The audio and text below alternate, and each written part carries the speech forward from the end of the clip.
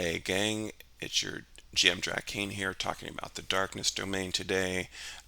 So again, this is primarily for, your NPC clerics, your villains, people from, who work in darkness, who worship darkness.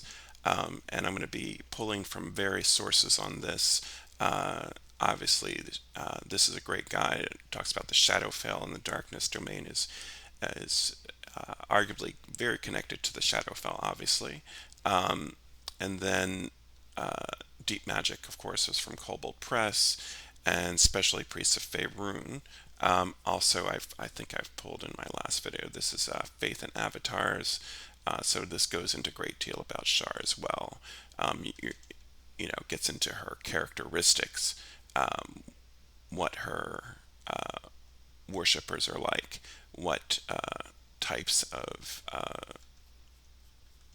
what her avatar is, what her nature's like, where her churches is, their day-to-day activities, their dogma. So these are people who, obviously operate in shadow. Shar is also the god of forgetfulness. So these people, want to remain unseen, and if you do see them, they want to make you forget if they were ever there. It gets into, what they wear, some of the spell abilities they might have. Now, this is a second edition source. This is not fifth edition, but this is the inspiration for what I'm going to show you today. And these are some spells from second edition you can convert to 5e. The last source I'm going to show you before I get into this is from Thieves Guild. And this is a great website if you're not familiar with it. Has a lot of different things on it, but this is their blurb about Shar. Gets into a little, obviously a lot less detail than what we just looked at on Faith and Avatars. So this is just kind of more general knowledge, their worshippers and stuff like that. But this is a great website. If you're not familiar with it, you can, they have a lot of different listings of deities here. Obviously you wouldn't want to use all of these. I don't use the Greyhawk ones. I pretty much use most of the other ones, except a lot of them uh, I've either killed off in my campaign, imprisoned, or they're just generally not available. I think I had a player join who wanted to worship Eldath, but they're dead. They were replaced by Tamara, who is I think she's the deity for peace. She's a draconic deity, but she is the deity for peace in my game. And then let's jump into, let's see what we're going to get into with the darkness domain. So again, this is for worshippers of not only Shar, but it could be Mask, it could be Set, it could be a number of other deities from, whatever your campaign is using. So this talks about, briefly about what she's what Shar is like, of course, that we've just looked at. Now, obviously, this is for your villains. These are for your NPCs, not necessarily for player characters. So they have 120-foot dark vision. They can see through magical dark vision as well. Now, this is not Devil's Sight, so it's important to distinguish that because Devil's Sight allows you to see normally in darkness. But if you're using dark vision, you are still disadvantaged on perception checks, so that's noteworthy. They speak Umbral. Umbral is a language from the Shadowfell, and very few people speak it. Things like Fae, natives to the Shadow, that sort of thing. And you get proficiency in perception and stealth.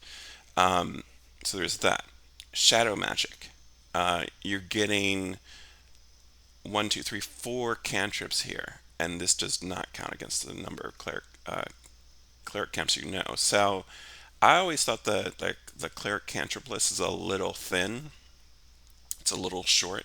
So adding more cantrips that your enemy clerics might know, I thought would be interesting. Also give them some flavor.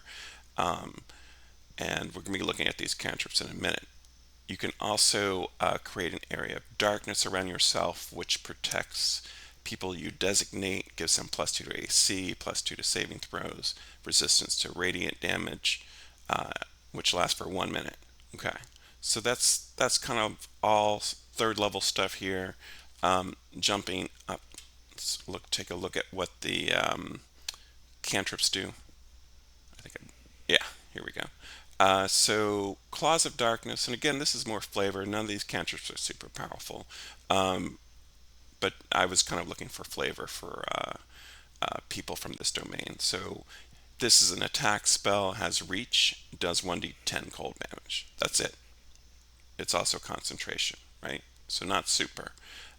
This one is a more range cantrip, but you get a save, and it only does 1d6 damage, necrotic damage. And their speed is half if they fail their save. Okay, so there's that, and it does scale. This one is probably the best cantrip here. It's from Elrond's.